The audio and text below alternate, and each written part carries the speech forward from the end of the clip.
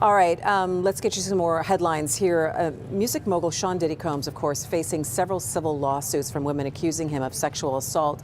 And we are getting word that that these accusers could soon testify in front of a grand jury in New York, and that one accuser is from Detroit. Pamela Osborne is working the story for us. We don't have a lot of details yet, but Pam, why don't you back up and give us the context of where everything has been going on this spring with Sean Diddy Combs. And there has been a lot going on. Since November, there have been 8 civil lawsuits filed against Diddy. 7 of them accuse him of sexual assault. You may remember back in March, Diddy's LA and Miami homes were raided by federal agents. We learned at the same time, or at that time, I should say, at least 4 people were interviewed about allegations of sex trafficking, assault, as well as the solicitation and distribution of illegal drugs and firearms. Other than that, very few details have come out about these searches. Yeah, all right. So, Pam, what can you tell us about the accuser from Detroit? We don't know who she is. She goes by the name Jane Doe in her lawsuit that was filed on her behalf last December.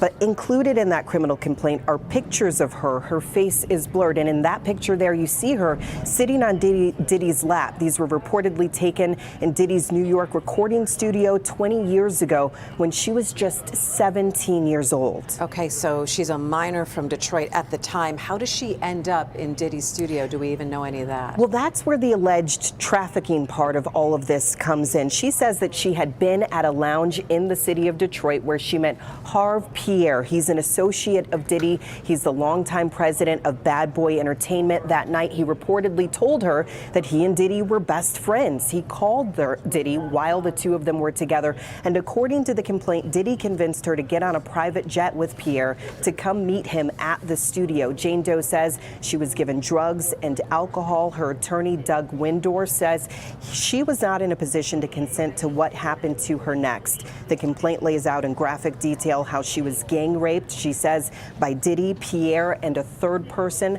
Afterwards, she says she was put in a car and taken to the airport and flown back to Michigan. I reached out to her attorney earlier this morning. I'm still waiting to hear back, but right now CNN is reporting that possible witnesses have been notified that they could be called to testify in this grand jury that's going to be taking place in New York City, and this could be a sign that the federal case against Diddy is escalating. Yeah, Pam, these are horrifying allegations. All right, we know that you're following this one today. We'll see you for Local 4 News at 4, 5, and 6. Appreciate it.